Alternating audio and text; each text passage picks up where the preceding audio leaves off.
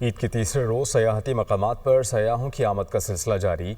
बालाकोट की रौनकें बहाल हो गईं। बच्चे बड़े सब हल्ला गुल्ला करने में मसरूफ़ हैं। मज़ीद जान लेते हैं हमारे नुमाइंदे मोहम्मद आसिफ आवान से।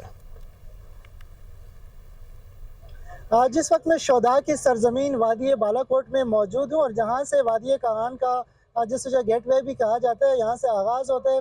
आज ईद का जो है वो तीसरा रोज़ है और यहाँ पे जो स्याहों की जो गहमा गहमी है वो शुरू हो चुकी है। सभी यहाँ पे खुश दिखाई दे रहे हैं। ख़वातीन की बात की जाए, बच्चों की बात की जाए, जवानों की बात की जाए तो यकीनन सबके चेहरों पर जो है वो मुस्कुराहट है। मुस्कुराहट क्यों ना हो, क्योंकि वो वादी बालाकोट के खूबसूरत नज़ारों से जो लुत्फ़ अंदोज़ हो रहे हैं।